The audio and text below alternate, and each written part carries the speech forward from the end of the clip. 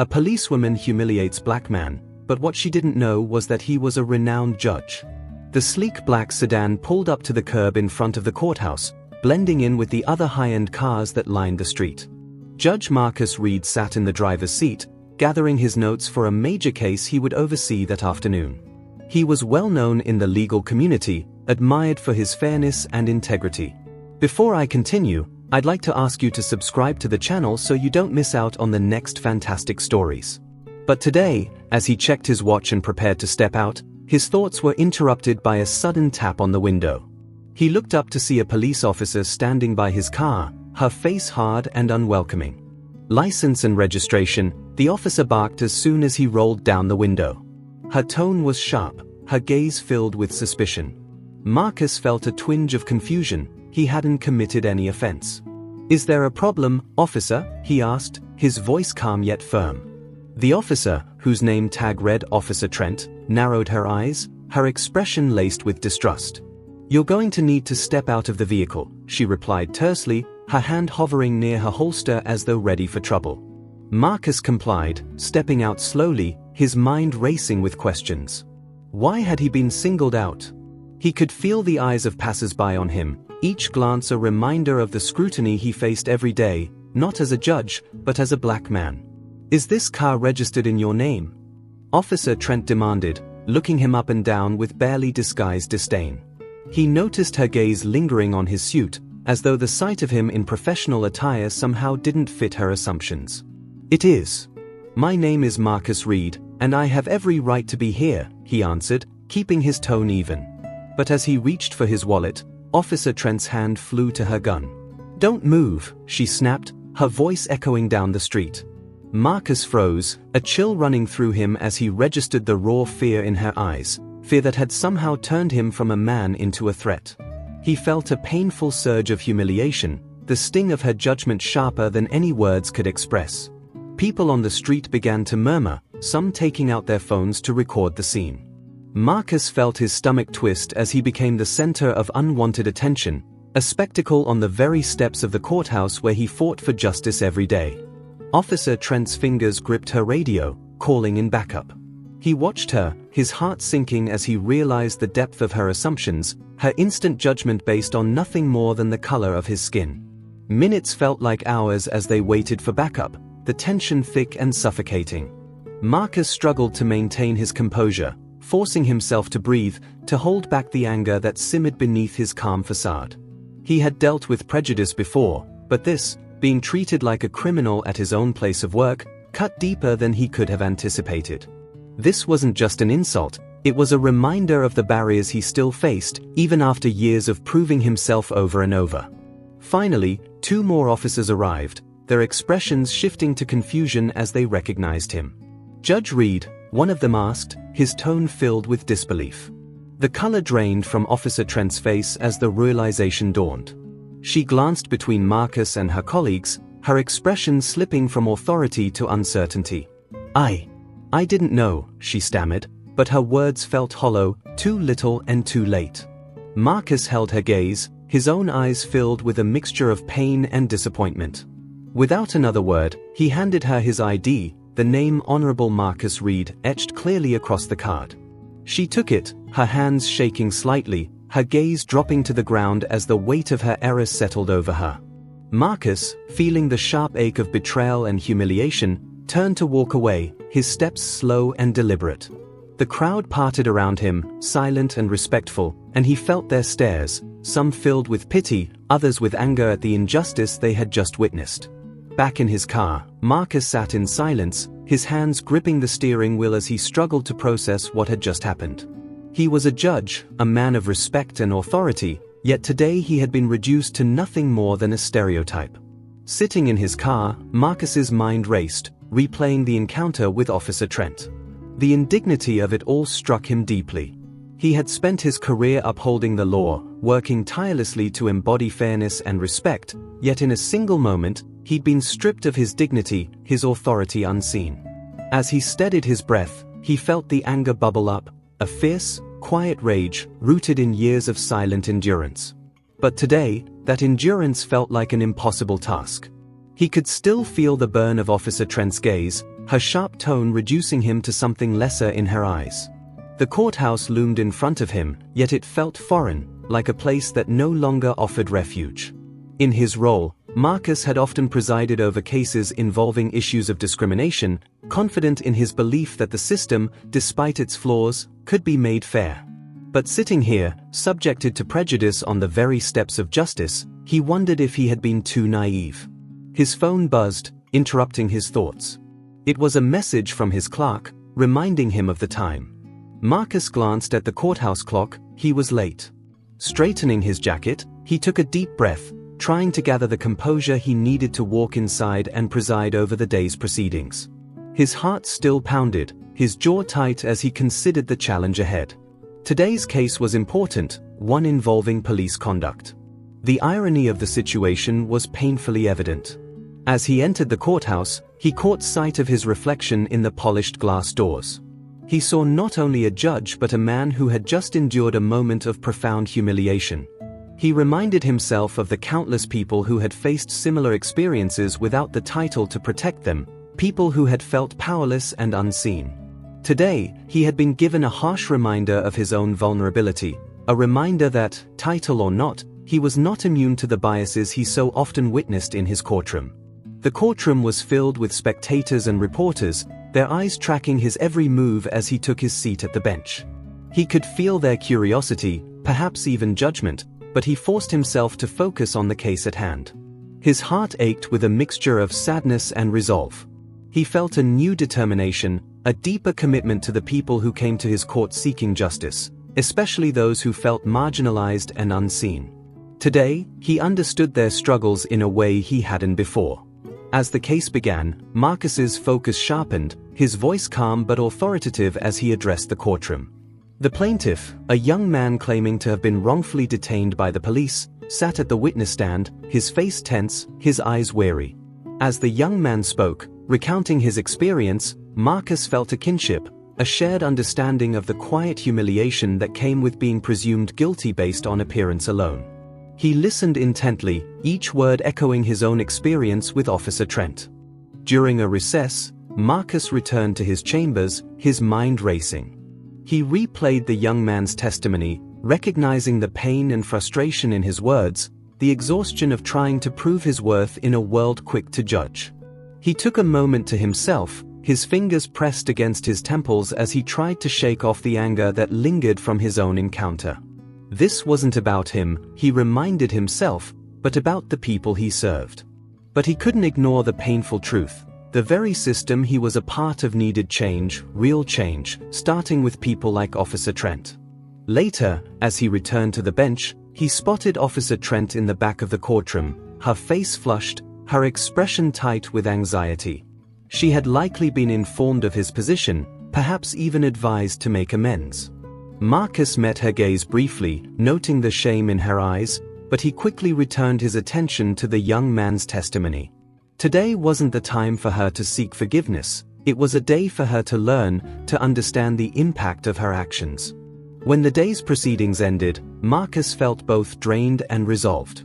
The courtroom slowly emptied, people filing out quietly, and he remained seated, his mind full of conflicting emotions. He thought of Officer Trent, the apology he had seen in her eyes, and wondered if she understood the depth of the harm she'd caused, not just to him, but to every person who had suffered due to the same assumptions. Marcus lingered in his chambers after court adjourned, the weight of the day pressing heavily on his shoulders. He had handled countless cases, witnessed the darkest aspects of humanity, and dispensed justice with as much fairness as he could muster. But today's events hung in the air, touching him on a level far deeper than anything he had experienced before. He stared at the stack of files on his desk, but his mind kept drifting back to Officer Trent's face, the quick judgment in her eyes, the fear that had so quickly transformed him from an esteemed judge into a suspect in her mind. Lost in thought, he barely noticed the gentle knock on his door until it came a second time, more insistent. "Come in," he said, his voice betraying his fatigue. To his surprise, Officer Trent stepped into the room, her expression a blend of remorse and hesitance. She looked smaller than she had appeared in the parking lot, her confident stance replaced by an air of uncertainty. Marcus straightened, bracing himself, unsure of what she might say, or if he even wanted to hear it. Her presence reignited the anger and humiliation he had worked to suppress throughout the day. "Judge Reed," she began, her voice wavering slightly. "I wanted to apologize for earlier. I didn't realize," she trailed off, her words hanging in the air, incomplete and hollow. Marcus watched her, his face an unreadable mask. He could see that she was uncomfortable, that perhaps she genuinely regretted her actions. But her apology, vague and unfinished, only served to highlight how little she truly understood. She seemed more embarrassed by the error of mistaking a judge for a criminal than by the prejudice that had driven her actions. He let her words settle in the silence between them, refusing to let her off the hook so easily. Finally, he spoke, his voice measured. "What, exactly, are you apologizing for, Officer Trent?" His tone was gentle, but there was a firmness that left no room for evasion. She shifted uncomfortably, her gaze dropping to the floor. I shouldn't have assumed. I made a mistake," she murmured, her face flushed with embarrassment. She glanced up, her eyes searching his face for any sign of forgiveness. Marcus could feel her discomfort, but he remained impassive. "Assumptions are a dangerous thing," he said quietly, his words carrying the weight of his own experiences. "Today, you assumed something about me because of the way I look, despite all the years I've spent working in this very courthouse, building a career dedicated to upholding the law. Imagine what that feels like, knowing that in an instant, all of that can be dismissed simply because someone chooses not to see you for who you are." His words hung heavily in the air, and he could see the impact of them in the way her face tightened with realization. She looked away, a spark of understanding finally settling into her expression. "I didn't mean to. I didn't think," she began, stumbling over her words. But Marcus held up his hand, stopping her mid-sentence. "It's not enough to not mean, Officer Trent. Intentions don't erase impact," he replied, his voice steady yet unyielding. "You need to ask yourself why you reacted that way. Why did you look at me and see a threat instead of a person?" His gaze bore into her, and for a moment, he saw the brief flicker of something he hadn't expected: vulnerability. She swallowed hard, the impact of his words breaking through the walls she had clearly built around herself. I've been on the force for almost 10 years, sir," she began, her voice barely above a whisper. "In that time, I've seen a lot. Sometimes, maybe too much. I think I forgot to see people as they are, instead of what I've come to expect." She met his eyes, her expression sincere but filled with self-doubt. It was a small admission, but in it, Marcus could sense the years of conditioning, the gradual erosion of compassion that came with the constant exposure to fear. He considered her words, feeling his anger subside just slightly. He could understand, to some degree, the toll that a career in law enforcement could take on a person's view of the world. But it wasn't an excuse, it couldn't be. "Officer Trent, your responsibility is immense," he said, his voice softer now, though still firm. "People look to you for protection, for safety. If you allow fear or assumptions to cloud your judgment, you're failing those very people. And the damage goes beyond one bad encounter. It undermines the trust in the very system we're both meant to uphold." She nodded, her shoulders sagging as the full weight of his words sank in. For the first time, he saw genuine remorse in her eyes, a recognition of the harm she had done, not only to him but to herself and her profession. "I understand," she said softly, her voice thick with emotion. "I know I have a lot to learn. I'm sorry for what I put you through. No one deserves to be treated that way." Her apology was stronger this time, filled with a sincerity that hadn't been there before. Marcus felt a mixture of relief and sadness as he listened to her words. He nodded slowly, acknowledging her apology but knowing that forgiveness would not come easily. "Growth takes time," he replied, his tone gentle. "The real work begins now, Officer Trent. I hope you'll remember this experience and let it guide you toward being the officer our community truly needs." After Officer Trent left, Marcus sat in his chambers, feeling the gravity of their conversation settle over him. He had seen glimpses of genuine regret in her, hints of a woman grappling with the weight of her own biases. But even so, the experience had left a mark on him, one that couldn't be erased by a single conversation or apology. He leaned back in his chair, his gaze drifting to the rows of law books lining his office, each one a testament to the principles of justice and fairness that he had dedicated his life to upholding. And yet, his own life had been reduced, in a single moment, to something so far from those ideals. Marcus thought of the countless times he had listened to testimonies of people who felt betrayed by the system, people who had been unfairly judged and who carried the weight of that injustice. He had always prided himself on his empathy, his ability to see past the surface and understand the deeper struggles people endured. But today, his role had shifted from judge to judged, and that change in perspective struck him harder than he had anticipated. He had lived through it before, of course, in quieter moments, in subtle looks and whispered doubts, but never so openly, so profoundly. That night, Marcus left the courthouse later than usual, his footsteps echoing in the empty hallways as he made his way to the parking lot. The air was crisp, a chill settling in as dusk began to darken the sky. As he approached his car, he felt a pang of hesitation. The very spot where Officer Trent had confronted him earlier seemed to hold a strange, residual tension, as if the memory of their encounter still lingered in the air. He paused, his hand on the door handle, taking a moment to steady himself before climbing inside. As he drove home, Marcus's thoughts drifted to his father, a man whose life had been shaped by perseverance in the face of adversity. Growing up, he had watched his father navigate similar struggles, facing discrimination with a resilience that Marcus had always admired. His father had taught him that dignity was something no one could take from him, that his worth was defined by his actions, not by others' perceptions. But today, that lesson felt fragile, the foundation of his identity shaken in a way he hadn't anticipated. When he arrived home, Marcus sat in his driveway for a long time, staring at the lights in his house without the will to move. He thought about all he had accomplished, the barriers he had overcome, and yet, one small moment had threatened to reduce all of that to nothing. 4 years, he had convinced himself that his position in the legal system was a testament to his hard work, that he had earned the respect and authority that came with it. But today, he had been reminded of a painful truth. No amount of success could shield him entirely from the biases that still ran deep. Inside, he was greeted by the silence of his empty house. He usually welcomed the quiet, finding it a soothing contrast to the constant activity of his job. But tonight, the silence felt heavy, pressing down on him with an unfamiliar weight.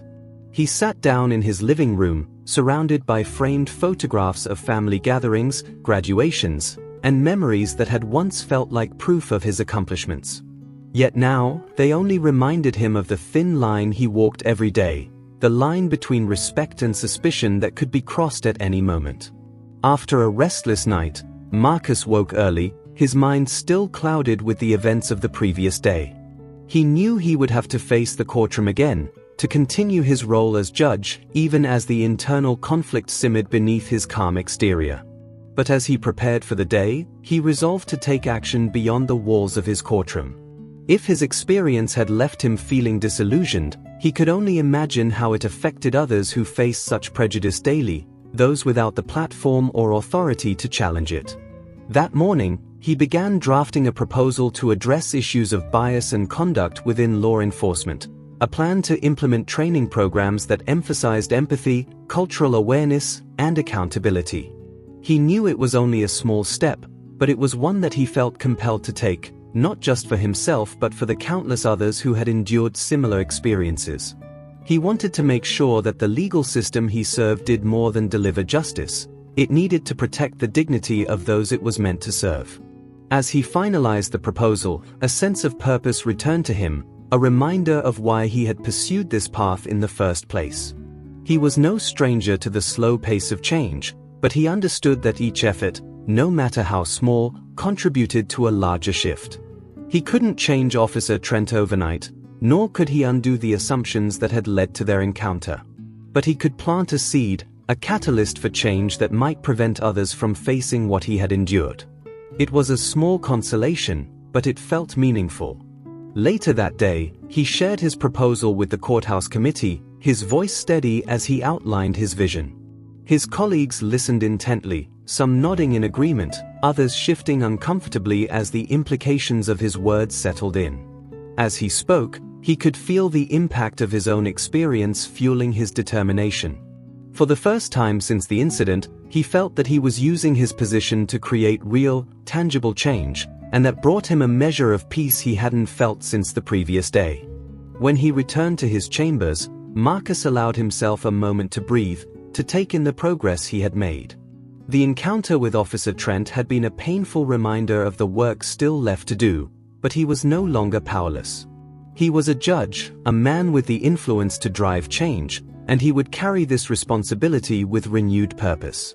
A few days after submitting his proposal, Marcus received unexpected news. A local news station had somehow picked up on his experience with Officer Trent, and soon, the story spread. His phone buzzed non-stop as friends, colleagues, and reporters reached out, eager for a statement from the judge who faced police discrimination. The media painted a vivid picture, and while Marcus had initially shared the proposal with the hope of change, he hadn't anticipated the public spotlight that would follow.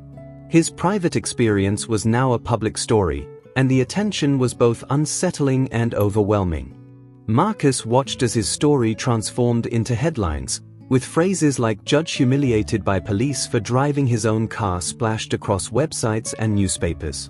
Each time he saw his own face on the screen, he felt a strange detachment, as though the world was watching someone else's life.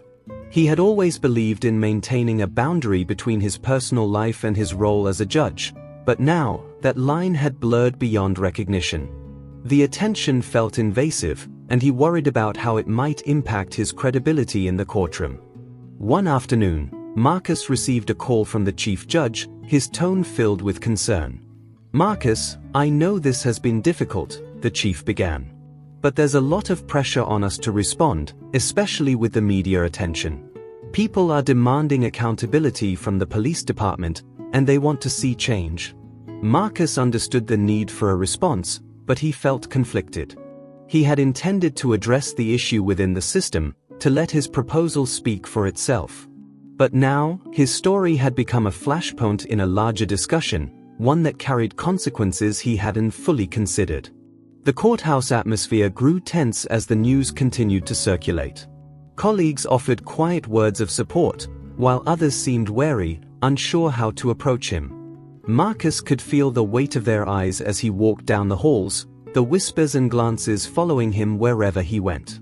His work had become a stage for public scrutiny, and the story seemed to take on a life of its own, evolving into a symbol of the very injustices he had fought to address. It left him feeling exposed, as though his vulnerability had been laid bare for all to see. As the days passed, Marcus's discomfort deepened, but his determination remained steady. He kept his focus on his cases, seeking refuge in the familiar routine of the courtroom. Yet, despite his efforts, he couldn't ignore the tension building within the community. Protests erupted outside the courthouse, people gathering with signs demanding justice, accountability, and an end to discrimination. The sight of the protesters, their voices echoing down the street, was both heartening and unsettling. He felt a kinship with them, but also a fear of losing control over a story that had once been his own. Then, a tragic event turned the situation even darker. Late one night, an incident occurred involving a young man who had been inspired by Marcus's story. The man, passionate about bringing awareness to issues of discrimination, had been involved in a heated confrontation with local law enforcement officers. The situation escalated, and in the chaos, he was injured severely. News of the incident spread quickly, and the public response was immediate and intense. The young man's hospitalization sparked outrage, and protests grew, fueled by the community's growing frustration. Marcus was devastated when he learned of the incident. The young man, just 21 years old, had spoken out in support of Marcus, hoping to see real change within the system. Now, that hope had led to violence, and Marcus felt a crushing guilt, as though his story had somehow brought harm to those he sought to protect. He spent sleepless nights haunted by images of the young man, his mind swirling with questions he couldn't answer. Had his attempt to create change only fueled division? Had he unintentionally put others at risk by speaking out? As the days passed, Marcus found himself struggling to maintain his focus, the weight of the situation bearing down on him like never before. He still presided over cases, but his heart felt heavy, his mind clouded by the mounting tension and the knowledge that his own experience had sparked such turmoil. He knew he was only one part of a larger system, but the young man's injury left him questioning everything: his role, his actions, even his beliefs. The idealism that had once fueled him felt frayed, worn thin by the reality of what his story had set in motion. More protesters gathered, many of them chanting his name, calling for change. Reporters lined the streets, cameras flashing, capturing every moment of the unrest. The courthouse became a battleground of voices and ideals, a symbol of both hope and frustration. And in the midst of it all, Marcus felt his sense of self slipping away. He had become a figurehead, a reluctant leader in a movement that had grown beyond his control, and it left him feeling more isolated than ever. The very institution he had trusted was now under scrutiny, and he was caught in the center. In a moment of solitude, Marcus walked through the quiet halls of the courthouse, the echoes of protests filtering in from outside. He felt a profound sadness as he realized that the principles he had dedicated his life to now felt distant, almost unreachable. He wanted to be the judge who could bring balance and justice, but instead, he felt as though he was standing on shifting ground, each step more uncertain than the last. Marcus sat alone in his chambers late into the night, the quiet broken only by the muffled sounds of chanting from the protests outside. The courthouse lights cast long shadows, and he found himself staring at the scattered papers on his desk, their familiar weight suddenly feeling oppressive. The reality of the situation hit him with full force. This wasn't just about his experience anymore, it had evolved into something far more volatile. And as he sat there, he wondered if he could continue to serve as an anchor for a system that seemed to be unraveling before his eyes. As the hours dragged on, he recalled his conversation with the chief judge earlier in the week. The chief had stressed that Marcus needed to tread carefully, that his every word would be scrutinized by both supporters and skeptics. "You represent this institution, Marcus," he had said, his voice grave. "Whatever you do next could shape the public's perception of the entire system. We can't afford any more missteps." But the chief's words only intensified Marcus's feelings of helplessness. He didn't want to be a symbol, yet he felt obligated to those rallying outside, to the people who saw their struggles reflected in his own. The young man who had been injured lingered heavily in his thoughts. Marcus had learned that his name was Jamal, a college student studying sociology, deeply committed to social justice. He had joined the protests after hearing Marcus's story, seeing in it a cause worth fighting for. Now, Jamal was lying in a hospital bed, his future uncertain. Marcus felt a profound sorrow and guilt for Jamal's injury, a young man whose intentions had been good but who had become another casualty of a flawed system. Marcus wanted to visit him, to see for himself the consequences of his unintended influence, but he worried about making the situation worse. Unable to sleep, Marcus decided to write a letter to Jamal. He carefully chose each word, his pen moving slowly as he tried to convey his empathy and regret. "Jamal," he began, "I'm sorry that my experience, my story, brought harm to you.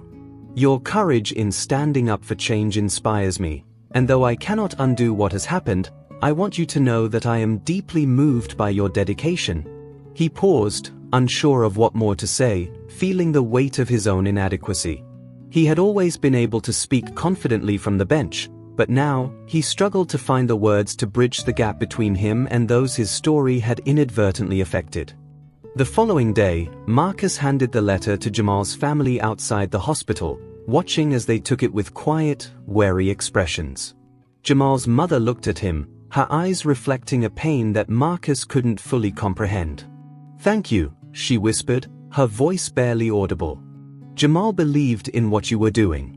He thought you could help make things better." Her words left him shaken, each one a reminder of the expectations he now bore. He felt both honored and burdened by the faith Jamal and others had placed in him, a faith he wasn't sure he could live up to. Returning to the courthouse, Marcus was greeted by the chief judge, who had been following the unfolding events with a growing sense of urgency. "Marcus, we need to control the narrative," he said bluntly. "People are looking to you for answers, for leadership. If this spirals any further, it could destabilize the entire community's trust in us." The chief's tone was pressing, almost desperate, and Marcus realized that even those within the institution were feeling the tremors of the public's discontent. But he struggled with the chief's suggestion to control the narrative, as if shaping people's perception would resolve the deeper issues at play. As protests outside the courthouse grew more intense, Marcus became acutely aware of the tension within the courthouse walls. Many of his colleagues were sympathetic, some offering words of encouragement or reassurance. But others seemed distant, perhaps wary of associating themselves with the controversy surrounding his story. He overheard fragments of conversations, whispers about the pressures his situation was placing on the institution. Some questioned his decisions, while others defended his right to speak out. The division was palpable, a reminder that the struggle for justice often bred discomfort and doubt. One evening, as he prepared to leave, Marcus was approached by one of his oldest colleagues, Judge Harriet Evans. She had been a mentor to him when he first started, a strong voice of reason and compassion in the courtroom. "Marcus," she said gently, placing a hand on his shoulder, "you're carrying a heavy load. But remember, you didn't create the weight of this problem, it's been here for a long time. Don't let yourself drown in guilt." Her words were a balm to his weary spirit, a reminder that he was not solely responsible for the system's flaws, even though he felt deeply connected to them. That night, unable to shake the burden, Marcus stood by the courthouse steps, watching the crowd gathered beyond the gates. He could see young faces filled with anger and hope, people of all ages and backgrounds united by a shared demand for justice. The sight moved him, stirred something deep within him that had been dormant. He saw Jamal's spirit in those faces, the same drive for a better future that had once fueled his own ambitions. And as he watched them, he felt a glimmer of resolve, a reminder of why he had chosen this path in the first place. In the days that followed, Marcus began to take small but meaningful steps to connect with the community. He attended forums, engaging with people who felt alienated by the system. He listened to their stories, their frustrations and fears, absorbing their experiences with an open heart. Each encounter renewed his commitment to his role, transforming his personal ordeal into a catalyst for change. While he couldn't erase the pain of the past, he could use it to inform his decisions, to bring the justice he served closer to those it was meant to protect. And though the journey ahead was uncertain, Marcus knew he was no longer walking it alone. The community had rallied around him, their voices echoing his own hopes and struggles. With each step, he felt the weight of their trust and their courage guiding him, a responsibility he would honor with every judgment, every decision, and every effort he made toward a more just system. As the weeks passed, Marcus's connection with the community deepened, but so did the complexities surrounding his role. Every public appearance, every forum he attended, brought both gratitude and scrutiny. People spoke to him with hope, their voices heavy with the need for change, yet he could also sense the underlying tension. His own colleagues were growing anxious, fearful that his involvement with the protests and community events was compromising the court's image. But Marcus felt a responsibility that went beyond the traditional boundaries of his position. He couldn't retreat now, he was in too deep, too invested in the lives he had touched. One afternoon, Marcus received a call from Jamal's mother, who had become a quiet ally in the midst of the chaos. She sounded weary, her voice trembling with emotion. "Jamal's condition, it's gotten worse," she said softly, the words barely audible. "The doctors aren't sure he'll fully recover." Marcus felt his stomach tighten, the reality of her words hitting him like a physical blow. Jamal's fate had come to symbolize the very heart of the movement that had formed around Marcus, and now, the young man's suffering served as a painful reminder of the stakes involved. For Marcus, it was a cruel twist of fate, one he felt powerless to change. As the news of Jamal's deteriorating condition spread, the protests intensified, with crowds growing larger and more fervent. People chanted Jamal's name alongside Marcus's, demanding accountability and justice.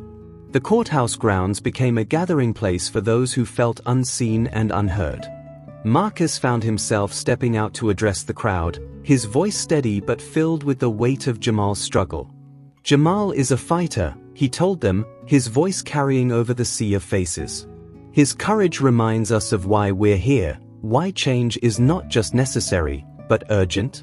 The crowd responded with fervor, their voices united in a call for reform.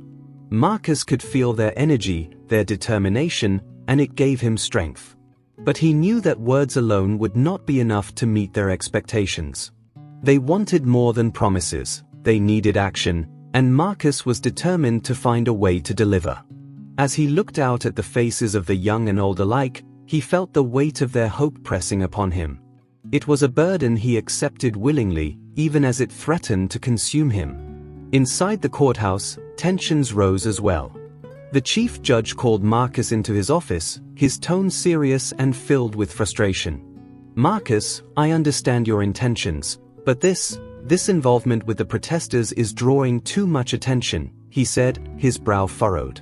"The court must remain impartial, and your actions are blurring those lines. You're a judge, not an activist." Marcus listened, his face calm but his heart conflicted. He respected the chief's position, but he also knew that neutrality in the face of injustice often perpetuated the very problems he sought to address. "Chief," Marcus began, choosing his words carefully, "I understand your concerns, but the role of a judge isn't just to interpret the law. It's to ensure that justice is accessible, that it resonates with the people it's meant to protect. I can't stand by and watch as people like Jamal suffer without lending my voice." The chief's expression softened, a flicker of understanding in his eyes, but his caution remained. "Just be careful, Marcus," he replied, his voice filled with reluctant support. "We need you, but we also need you here, upholding the integrity of this court." Marcus nodded, the chief's words a sobering reminder of the delicate balance he had to maintain. He understood the fine line he was walking, the risks involved in blending his role as a judge with that of an advocate. But his resolve only grew stronger. If he was to continue serving, he would do so with his principles intact, fighting for a justice that extended beyond the walls of the courtroom. He knew it would be a difficult journey, but he was prepared to face it head-on, even if it meant challenging the very institution he had sworn to uphold. As the days passed, Marcus began organizing dialogues between community leaders, local law enforcement, and courthouse officials, hoping to create a space where grievances could be addressed openly. The gatherings were tense, with voices often raised, emotions raw and unfiltered. But Marcus remained steadfast, guiding the conversations with a calm authority, ensuring that every voice was heard.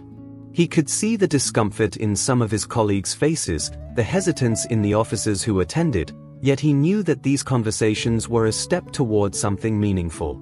One evening, after a particularly intense meeting, Marcus found himself alone in the courthouse, the echoes of the day's discussions still lingering in his mind. He thought of Jamal, lying in a hospital bed, his life forever altered by the very system that was supposed to protect him. The image filled Marcus with a deep sorrow, a gnawing sense of guilt that refused to fade. He knew he couldn't save everyone, couldn't undo the harm that had already been done, but he was determined to prevent it from happening again. It was a promise he made to himself, a commitment born from the pain he felt for Jamal and the countless others who had suffered in silence. Late that night, as Marcus left the courthouse, he was stopped by an older man from the neighborhood, a retired teacher who had been attending the protests. "Judge Reed," the man said, his voice filled with quiet respect. "I just wanted to say thank you, for standing with us, for showing that justice can have a face and a heart." Marcus felt a lump form in his throat, the man's words striking a chord within him. "I'm just doing what I can," he replied humbly. But the man shook his head, a smile touching his lips. "Sometimes, that's more than enough." As he walked away, Marcus felt a renewed sense of purpose. He was no longer just a judge, bound by the rules and traditions of his role. He had become something more, a bridge between the system and the people it was meant to serve. The journey was far from over, and he knew that more challenges lay ahead. But for the first time, he felt ready to face them, bolstered by the trust of those who had placed their faith in him and by the memory of Jamal, whose spirit continued to inspire him to fight for a justice that was as compassionate as it was fair. As Marcus's role in the community deepened, so did the complexity of his relationship with the courthouse and the justice system he served. He was called to another private meeting with the chief judge, whose concerns were now evident in his stern expression. "Marcus, we're reaching a tipping point," the chief began, his tone grave. "Your involvement with these protests and dialogues has made you a public figure, yes, but it's also making the court vulnerable. The media is scrutinizing every decision we make, waiting for a misstep, a hint of bias. And you're at the center of it." Marcus held his ground, his gaze steady as he listened. "I understand the risks, Chief," he replied calmly, but his heart was pounding. "But the role of a judge isn't just to interpret laws. It's to represent the people. If the system is flawed, then isn't it our duty to address those flaws? To listen to the people and work to make things right?" The chief judge's expression softened, yet his worry remained. "Marcus, I believe in what you're trying to accomplish," he admitted, his voice tinged with reluctant admiration. "But I'm warning you, there may be consequences for you." The chief's words echoed in Marcus's mind for days. He was aware of the risks but couldn't turn back now. His involvement with the community was more than a duty, it had become a calling, a mission to connect the principles of justice to the reality people lived every day. The thought of consequences didn't deter him, rather, it fueled his resolve to keep pushing forward. He was no longer just a judge, he was a conduit for voices that had gone unheard for too long. He knew this role came with a price, but he was prepared to pay it. One night, as Marcus left another intense forum, he felt an overwhelming sense of exhaustion. Outside the community center, he noticed a familiar face, Jamal's mother. She approached him quietly, her expression etched with a mixture of gratitude and lingering sadness. "Judge Reed," she said softly, her voice filled with a weary resilience. "Thank you for what you've done. I know you can't fix everything, but you've given people like Jamal a reason to hope." Marcus felt a lump rise in his throat, her words both a balm and a reminder of the stakes involved. "I'm doing my best," he replied, his voice low but sincere. "But it's people like Jamal who drive me, who remind me why this work matters." Jamal's mother gave him a small, bittersweet smile, a silent acknowledgement of her son's impact. As she walked away, Marcus felt a wave of gratitude mingled with sorrow. The young man's spirit lived on in every step Marcus took, pushing him to continue the fight for justice and understanding, no matter the obstacles. Despite his growing reputation in the community, the pressure within the courthouse only intensified. Some colleagues began to distance themselves, their previously warm camaraderie replaced with wary glances and cautious words. He overheard conversations where his name was mentioned in hushed tones, as if he had become a liability, a dangerous influence that threatened the order they had maintained for so long. The isolation was painful, but Marcus reminded himself that he wasn't here to be liked, he was here to uphold a justice that was more than just words on a page. Then, an unexpected letter arrived at his home, a formal notice from the State Judicial Oversight Committee. Marcus's heart sank as he scanned the words, reading the committee's intent to investigate his potential conflicts of interest given his recent public involvement. The letter detailed concerns about his impartiality, warning that continued activism could jeopardize his role as a judge. The message was clear, he could either remain a judge or continue his public advocacy, but not both. The ultimatum struck him deeply, forcing him to confront a choice he had hoped he wouldn't have to make. The days that followed were filled with inner turmoil. He met with the chief judge again, who sympathized but urged caution. "Marcus, your voice is important," the chief said, his tone somber. "But if you lose your position, who will represent those voices in the courtroom? You have a unique opportunity here, but you can't do it from the outside." The chief's words weighed heavily on Marcus, stirring a conflict between his desire to remain a part of the system and his commitment to challenging it. He had become a bridge between the people and the judiciary, but now that bridge was at risk of collapse. Finally, Marcus took a long walk through the neighborhood, reflecting on the path he had chosen. He saw the faces of people who had come to know him as more than just a judge, men and women who saw him as an ally, a force for good within an often cold and indifferent system. He knew that stepping back from activism would feel like a betrayal, but losing his seat on the bench would mean losing the platform he had fought so hard to build. The dilemma felt insurmountable, as though he was standing at the edge of a chasm with no way across. That night, as Marcus lay in bed, he made a decision that left him with both a sense of loss and resolve. He would speak with the Judicial Committee, but he would not step back from his advocacy. He would explain his intentions clearly, defend his right to engage with the community he served, and argue that his role as a judge was only strengthened by his connection to the people. It was a risk, but Marcus knew he had to stay true to his principles, even if it meant challenging the very institution he had spent his life upholding. The day of the hearing arrived sooner than Marcus had expected, and he found himself standing outside the State Judicial Committee's office, feeling a mix of calm determination and trepidation. The committee would decide whether his involvement in public advocacy had crossed a line, jeopardizing his ability to serve impartially. He knew his actions had caused waves, and yet he was prepared to defend his choices, his voice steady with conviction. As he waited to be called in, he reflected on everything that had led him here: the protests, Jamal's injury, the cries for justice. This was no longer just about him. It was about everyone who had ever felt unseen by the system. The room was cold, the rows of seated committee members all looking at him with expressions varying from curiosity to stern scrutiny. Marcus took his seat, his gaze meeting theirs without hesitation. The head of the committee, Judge Simmons, cleared her throat and spoke with an air of authority.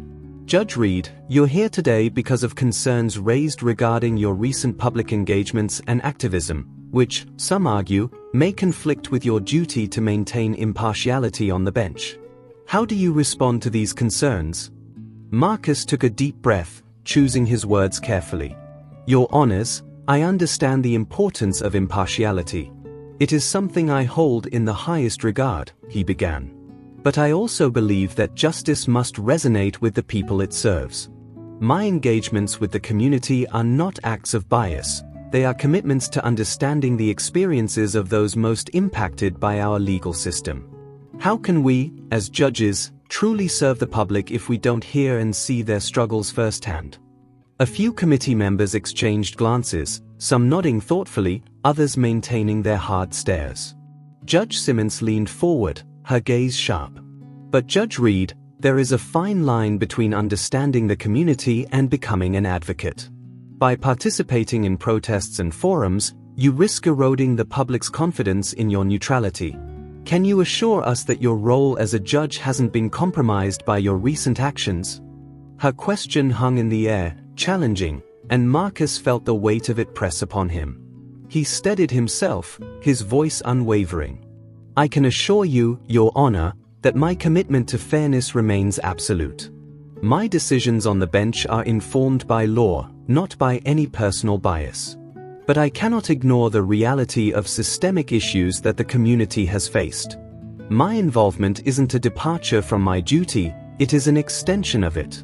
It's my belief that true impartiality isn't about distancing oneself from the people but about understanding them deeply and working to bridge the gap between the system and the community it serves. One of the committee members, Judge Morales, spoke up, her tone softer but no less probing. Judge Reed, you've been widely recognized for your integrity, but some see your recent actions as a threat to the decorum of the judiciary. Can you clarify why you believe these actions don't diminish the court's reputation? Marcus looked directly at her, feeling the sincerity of her question.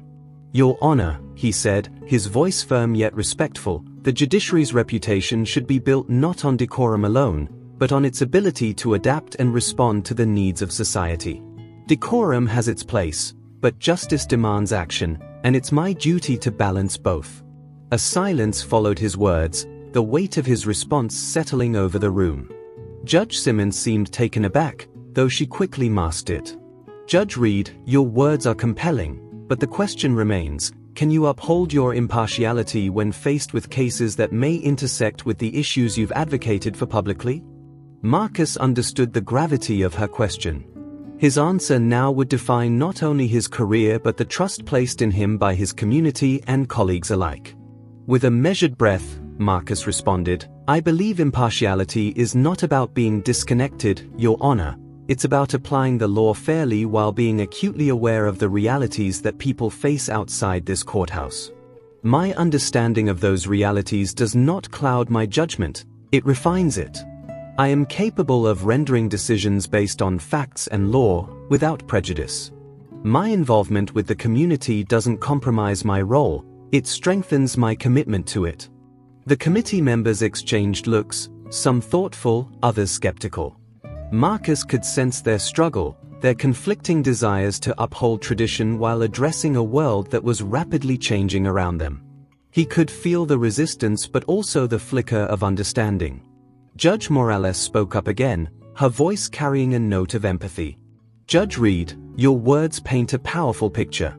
We all recognize the importance of serving justice in a way that resonates with the public. But you must understand the responsibility you bear and the precedent you might set." Marcus nodded, feeling the weight of her words. "I do understand, Your Honor. I've wrestled with these questions myself, and I am willing to accept the responsibility. But I also believe that if we are to rebuild trust in the judiciary, we must be willing to meet people where they are, to understand their experiences, and to serve not just by law but by empathy. I believe this approach can be the very strength of our court." Judge Simmons looked down, gathering her thoughts, before finally addressing him. "Judge Reed, we have heard your arguments and the passion behind them. This is not a decision we will take lightly. You may not receive our verdict immediately, but I assure you, it will reflect our careful consideration of the balance between tradition and the needs of a changing society."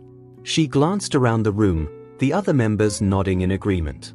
Marcus felt a wave of relief, tempered by the knowledge that he was still standing on uncertain ground. The days that followed the hearing felt interminable. Marcus carried on with his work, but the uncertainty weighed heavily on him, coloring every decision he made. His colleagues grew increasingly reserved, their once warm camaraderie now replaced by a polite distance. He could see it in their eyes, the hesitancy, the subtle judgments, the doubt about whether he still belonged in their circle. Each time he entered the courthouse, he felt the unspoken questions hanging in the air, and each question brought a fresh pang of isolation. For the first time in his career, Marcus found himself wondering if he truly belonged within these walls anymore. The justice system had been his life, his calling, but now it felt like a foreign place, as if he was standing on the outside looking in. He carried on with his cases, upholding the integrity and balance he'd always believed in, but a part of him couldn't shake the feeling of disconnection. He was a man between worlds, a representative of the law, yet increasingly allied with the people's call for change, a bridge that no one seemed willing to cross. One afternoon, while reviewing a case, he received a call from Jamal's mother. Her voice was strained, filled with a quiet sorrow that Marcus immediately recognized. "Judge Reed, I wanted to let you know that Jamal, he's not doing well," she said, her words faltering. "The doctors say it's only a matter of time now." Marcus closed his eyes, the gravity of her words sinking deep into his heart. Jamal's injury had become a symbol of the struggle, a painful reminder of the price some paid for simply hoping for a fairer world. And now, he was slipping away, his life a casualty in a battle that was far from over. "Mrs. Taylor, I am so sorry," Marcus whispered, his voice thick with grief. "If there's anything I can do," but he knew his words sounded hollow, inadequate in the face of such loss. Jamal's mother simply thanked him, her tone resigned, as if she had accepted the tragic inevitability of her son's fate. After the call ended, Marcus sat in silence, his thoughts swirling with anger, guilt, and sadness. Jamal's life had been full of promise, a young man who had believed in justice and equality, and now he was lying in a hospital bed, fighting for his last breaths. The news of Jamal's decline sent a shockwave through the community.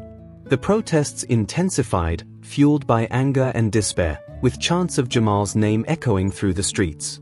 People gathered outside the courthouse, holding candles in silent vigils, their faces lit by the soft glow of their hopes and heartbreak. Marcus watched from his office window, feeling an overwhelming sense of helplessness.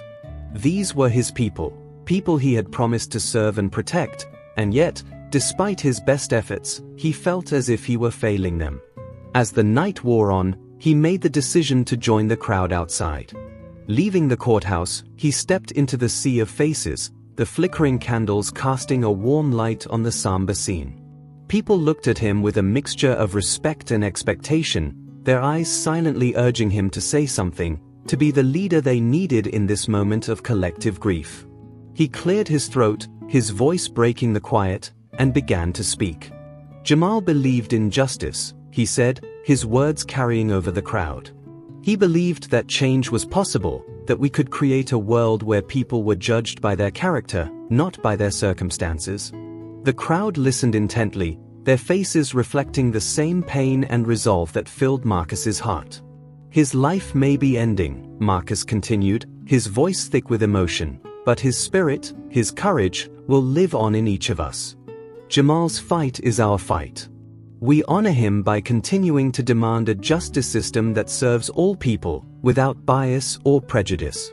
His words hung in the air, the silence thick with shared sorrow, and Marcus could see the tears in people's eyes, could feel the power of their unity in that moment. After his brief speech, Marcus stayed with the crowd, his presence a quiet statement of solidarity. People came forward to thank him, to share their stories, and as he listened, he felt a renewed sense of purpose. Jamal's memory would not be forgotten, nor would his sacrifice be in vain. Marcus knew that his place was here, among these people, even if it meant defying tradition, even if it meant redefining what it meant to be a judge. He was willing to take that risk, to challenge the system from within, fueled by the memory of Jamal and the voices that had called him to this path. The following day, news broke that the Judicial Committee had reached a decision. Marcus sat in his office, waiting for the official notice with a sense of calm resignation. He knew that whatever the outcome, he had done what he believed was right. If the committee chose to remove him from the bench, he would find another way to serve his community. And if they allowed him to stay, he would continue his work with an even greater sense of responsibility, knowing that his position was not just a privilege but a sacred trust. Finally, the email arrived. Marcus opened it slowly, reading each word with deliberate care. The committee had ruled in his favor, though their decision came with a warning. They recognized his value to the community but cautioned him to tread carefully, to maintain the balance between his role as a judge and his commitment to the public. A surge of relief washed over him, tempered by the knowledge that he was walking a fine line. He had been given a second chance, but the stakes were higher than ever. As he sat in his office, contemplating the road ahead, Marcus felt a renewed sense of clarity. He understood now that his journey was far from over. Jamal's memory would serve as his guide, a reminder of the cost of justice and the courage it demanded. He would carry that memory with him into every case, every decision, every step he took toward creating a system that honored the people it served. And though he knew the path would be difficult, he felt ready, strengthened by the faith of those who had walked beside him and by the quiet, unyielding resolve that had brought him this far. In the days following the committee's decision, Marcus felt a new sense of determination, a clarity about his purpose that had not been there before. The committee's ruling had given him the freedom to continue his work, but he knew it was also a warning to tread carefully. Yet, the risk didn't deter him, rather, it fueled his drive to fulfill the promise he had made to his community and to himself. Every morning, as he entered the courthouse, he carried with him the memory of Jamal, his presence like a quiet call to action, a reminder of the lives he was there to represent. The impact of his journey began to ripple outward. Colleagues who had once kept their distance now approached him cautiously, some with newfound respect in their voices, others with cautious curiosity. Judge Harriet Evans, his old mentor, stopped by his chambers one afternoon. "Marcus," she began, her voice warm but laced with concern, "I want you to know that what you're doing matters. It's bold, even brave. But remember, being a pioneer can be a lonely road." Her words struck him deeply, her wisdom a reminder of the fine line he was walking. He thanked her, grateful for her support, even as he recognized the reality of her caution. His work in the courtroom felt different now, imbued with a heightened sense of responsibility. Each case became an opportunity not just to apply the law, but to consider the broader impact of his decisions. He took extra care in cases involving young defendants, ensuring they understood their rights, that their voices were heard, that they saw justice not as a punishment but as a path forward. To him, every person in his courtroom was another chance to build the trust that had been so fractured. With each ruling, he found himself reaching toward that ideal, striving for a justice that felt human, that saw the dignity in every individual. Despite his efforts, the strain on Marcus grew. The weight of his choices, the scrutiny he faced from both inside and outside the courthouse, took a toll. His nights became restless, haunted by dreams of Jamal, by the faces of those who looked to him for answers. In these dreams, he saw a young Jamal standing in an empty courtroom, asking him a silent question that Marcus could never seem to answer. The sleepless nights began to add up, exhaustion settling into his bones, yet he pushed forward, feeling as though he couldn't stop now, not when so much was at stake. The community continued to rally around him, their support a source of strength he drew upon in his darkest moments. Local leaders began to attend his court sessions, observing the changes he was implementing, and soon word spread of his efforts. Marcus became something of a symbol in the community, a reminder that justice was not an abstract concept but something that could be fought for, shaped, and molded to better serve the people. This brought with it admiration, but also expectations he wasn't always sure he could meet. Still, he accepted this new role, knowing it was what the community needed. One evening, after a particularly grueling day, Marcus received a letter from Jamal's mother. He sat down at his desk, unfolding the note carefully, his hands trembling slightly. The words were brief but powerful. "Judge Reed," she wrote, "I wanted you to know that Jamal believed in you, and he would have been proud of what you're doing. You gave him hope when he had little of it left. Thank you for continuing his fight." The letter left Marcus speechless, his eyes filling with tears. He clutched it tightly, feeling the weight of her words settle over him like a warm embrace. In the following days, the letter became a source of quiet strength for Marcus. He kept it tucked in his jacket pocket, carrying it with him like a talisman, a reminder of why he was here. Each time he felt himself wavering, he would touch the note, grounding himself in the memory of Jamal and the legacy he carried forward. The words of Jamal's mother served as both a comfort and a call to action, urging him to continue, even when the path seemed uncertain. But the pressure from the courthouse continued to mount. The chief judge summoned Marcus once again, this time his expression heavy with concern. "Marcus," he said slowly, "we're proud of what you're doing, but we're getting pressure from outside. The higher-ups are questioning whether this approach aligns with the image of our court. Some are suggesting that you may be overstepping, that your activism could undermine public trust in the judiciary's impartiality." Marcus listened, a mix of frustration and resignation swirling within him. He understood the politics, but he couldn't reconcile it with the mission that had become so personal to him.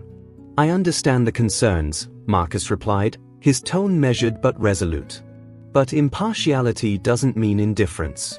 If we aren't willing to address the flaws within our own system, then we're failing the people who depend on us." The chief judge sighed, his expression softening, as if he knew Marcus's heart was in the right place, but still couldn't shield him from the consequences. "Just be careful, Marcus. I don't want to lose you to politics or pressure. You have a rare gift for connecting with people, and we need that here. Just remember, there are those who may see it differently." That night, Marcus stayed late, reflecting on the day's events. He was beginning to see the limitations imposed by the system, the invisible boundaries that resisted the change he so desperately wanted to bring. But as he looked around his office, his gaze falling on the letter from Jamal's mother and the candlelight vigil photo on his desk, he felt a renewed resolve. He couldn't turn back now. He would continue to fight, to bridge the gap between the community and the courthouse, to redefine what justice could mean for everyone who sought it. In the quiet of his chambers, Marcus made a promise to himself. He would walk this path, regardless of the consequences, knowing that his work would honor Jamal's memory and the countless others who had fought for a justice they could believe in. He might face resistance, isolation, even professional risk, but he had come too far to abandon his mission. The legacy he would leave would not be measured by titles or prestige but by the lives he had touched, the hope he had inspired, and the justice he had fought to make real. The day Marcus had anticipated for weeks finally arrived. A community forum hosted at the courthouse, open to the public and broadcast live. The air was thick with tension and hope as community members, courthouse staff, local officials, and members of the media filled the large, echoing hall.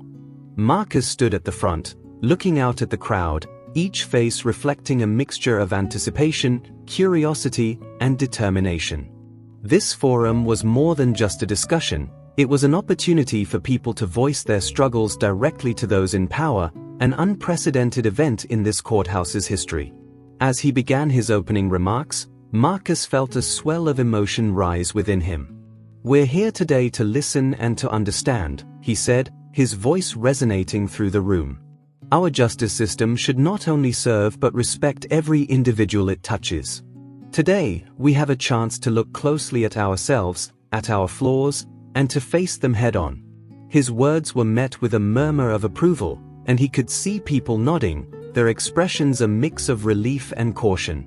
It was clear that many had come with guarded hopes, uncertain if real change could come from a system that had so often failed them.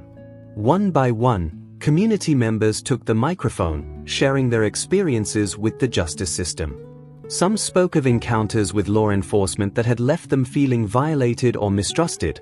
Others recounted stories of court cases where they had felt marginalized or silenced.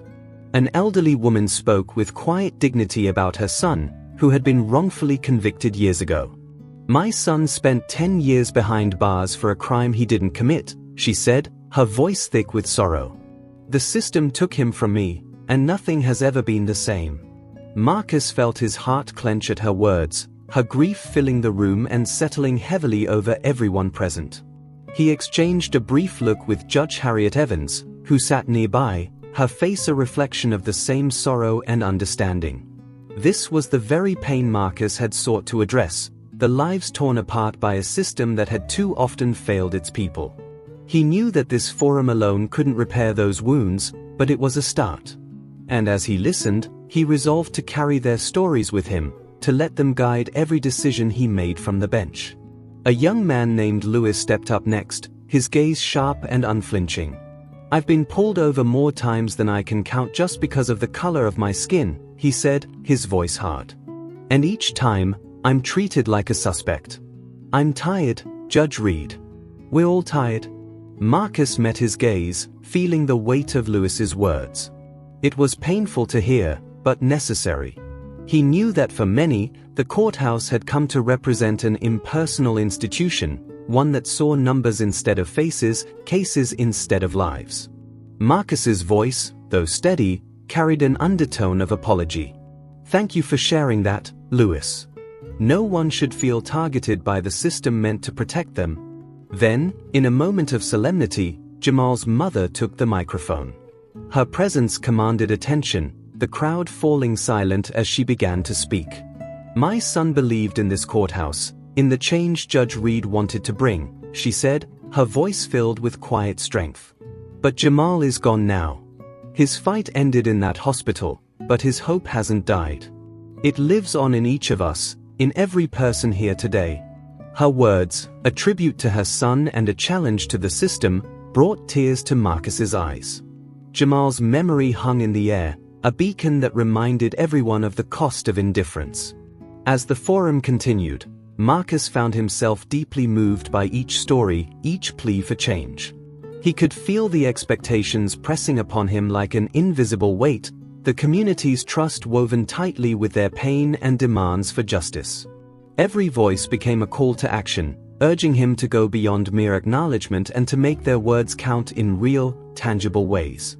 He felt more than ever that his position was a responsibility, not a privilege, and that his duty was not only to the law but to the humanity it served. Finally, as the last speaker finished, Marcus took the microphone again, his voice steady but filled with the emotions of the day. What we've heard today isn't just a critique of the system, it's a testament to resilience, to the strength of this community, and to the hope that we can build something better together. The law is not meant to be a weapon, but a shield. It should protect, not harm. And I promise you, as long as I am in this position, I will work tirelessly to ensure that justice is something we can all believe in. The room erupted in applause, the crowd rising to their feet in a standing ovation that echoed throughout the hall. Marcus felt a profound sense of fulfillment, knowing that he had made a promise he intended to keep, no matter the challenges. He caught sight of Jamal's mother in the crowd, her face shining with a mix of sadness and pride, and he gave her a nod, silently acknowledging the role her son had played in shaping his journey. Jamal's fight would continue through him, through every person in the room who carried his memory. As the crowd dispersed, many people approached Marcus to shake his hand, offering words of gratitude and encouragement. Each handshake, each thank you, felt like a promise renewed, a commitment to the path he had chosen. His heart was full, though he knew this was only the beginning of a long journey. Yet, he felt certain now, more than ever, that this was where he belonged, at the intersection of the law and the people, a bridge between justice as an ideal and justice as a lived experience. That evening, as Marcus walked through the quiet courthouse halls, he allowed himself a moment of reflection. The building felt different, transformed by the voices that had filled it, by the stories that had been shared. For the first time, the courthouse felt alive, as though it were finally a place where people could be seen and heard, where justice had a human face. The weight he had carried for so long felt lighter, lifted by the knowledge that he was not alone in this fight, that a community had rallied around him with the same determination and resilience. In his chambers, Marcus sat quietly, a sense of peace settling over him. He understood now that his role as a judge was more than presiding over cases, it was a commitment to bridge the gap between justice and humanity. As he looked at the letter from Jamal's mother on his desk, he made a silent vow to carry Jamal's spirit forward, to let it guide him through every decision, every challenge. And with that, he knew he had found his purpose, not as a judge bound by tradition, but as a servant of the people, dedicated to a justice they could finally believe in. If you like this story, take the opportunity to see the others that are appearing on your screen right now. Subscribe to the channel and comment on what you thought of this story. See you soon. Bye.